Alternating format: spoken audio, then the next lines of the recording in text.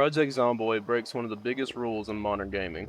It refuses to hold your hand and tell you what to do. There isn't an objective, there aren't any companions, and there isn't even an ending to the game. Yet somehow, that is exactly why the game works. Today I want to explain why I think that Project Zomboid provides limitless freedom in a post-apocalyptic sandbox, and why I think it is a unique experience among both AAA titles as well as smaller indie titles. The zombie genre has been everywhere since the early 2000s, and has been crowded to the point of oversaturation. Yet somehow Project Zomboid manages to stand out while swinging its starter kit baseball bat.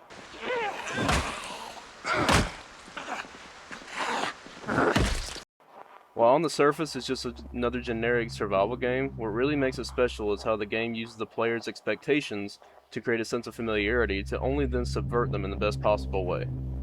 In a normal run, you are the only survivor of the Nox event.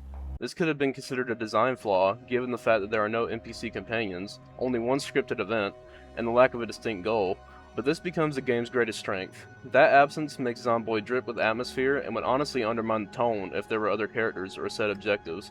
If existential dread was the main theme that Stone went for, then they have succeeded tenfold. Because here, your only goal is what you make of it. There is no quest log, no journal keeping track of your progress, no safety net whatsoever. Without altering your starting settings, you get 2 weeks of running water and electricity, and then the game says good luck. After that, you are on your own, wandering a world waiting to claim you as just another tally in its death toll.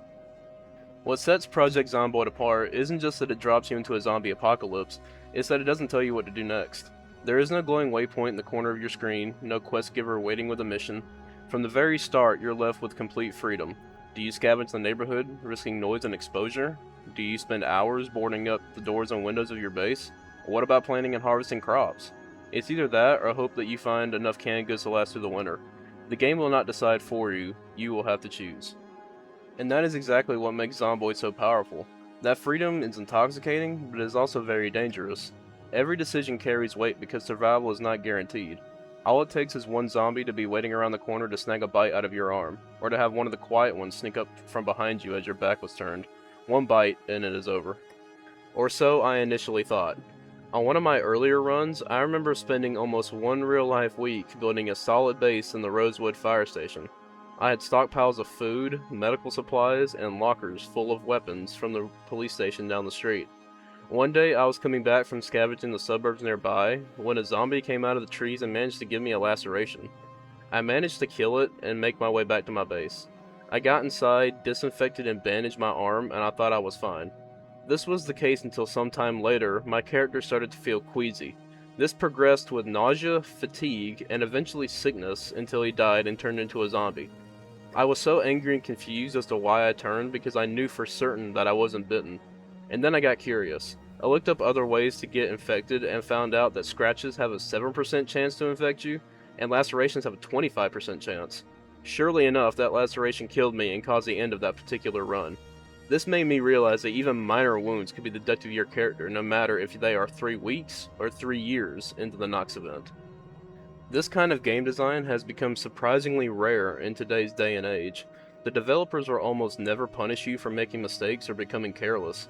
Just load your last save and your progress is fine. This kind of rarity even extends to the core gameplay loop. Most titles will try to keep you on a set path, make sure that you're always moving towards the main objective, or pushing you to move the plot forward. Zomboid doesn't care. Its only objective is the one that you create for yourself, and in that silence, in that lack of direction, the loneliness will begin to seep in. But freedom in Project Zomboid doesn't come without a price. In fact, it's the loneliness that makes that freedom hit so hard. As I have stated before, there are no NPCs waiting for you at home, no friendly faces to trade with, no companions to share the burden. The only voices you'll hear are the groans of the dead, carried through the fog in those empty streets. That silence can be almost suffocating at times. You'll walk into houses frozen in time, dishes still on the table, food rotting away in the fridge, televisions left on static. Reminders that this world once belonged to people who aren't living anymore and will never come back. Every sound matters. Your hollow footsteps on the gravel, the crash of a shattering window, meaning that something has noticed you, even the ambient sounds in the background, the rain, the buzzing of flies, the static on the radio, all of that become constant reminders of how alone you really are. This is where the game separates itself from other zombie games. In most, loneliness is something the story tells you about, however in Zomboid it's something that you feel. The game doesn't fill the silence with chatter or multiple scripted events. It forces you to sit with it and allows it to sink in. And in those quiet stretches when you're barricading your base or just staring out the window, the weight of that loneliness feels real. What makes Project Zomboid so special is that its freedom and loneliness aren't just gimmicks, they are the entire experience. In most survival games, freedom is an illusion. You're told you can do anything, but you're really just following a path the developers have set for you. Zomboid doesn't bother with that illusion. It strips away the safety nets, the comforting quest markers, and the ability to save scum. And in doing so, it creates something rare. A survival game where the story is yours alone, and no matter how many runs you do, the story will always be different. And in my opinion, it gives you the opportunity to create a story of your own. For instance, in the same run where I learned about lacerations and their chance of infection, I started as a cop named Leon Kennedy. Yes, I am a big Resident Evil fan. And when Leon turned and became another corpse roaming around, I had the opportunity to start again as another character in the same world, instead of starting a completely new run again. I managed to make my way back to the fire station where I found Leon and put him out of his misery.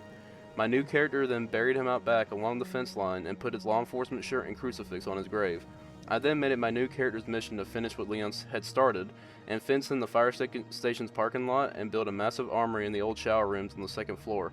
This is a small story that I was able to come up with and immerse myself in just by playing the game for an extended period of time. To me, it is another example of what makes Project Zomboid special. Every player who boots up Project Zomboid will face the same outbreak, but no two players will ever have the same story. Some will become farmers living quietly off the land, others will build fortresses and hold out hoping a horde doesn't come through. Some will roam the roads as nomads, scavenging until the supplies run dry, and some, maybe most, will fall only a few days into their run, claimed before they even knew what hit them. That is the beauty of it. Zomboid doesn't ask you how long you will survive, it tells the story of how you died. These are the words that start the game, and in this, it creates a sense of freedom that feels both thrilling and crushing. It's not about escaping or curing the Nox event, it's about living in it for as long as you can until your character dies. In the end, Project Zomboid isn't about winning. There isn't an ending cutscene, no cure waiting to be found, and no way to beat the apocalypse.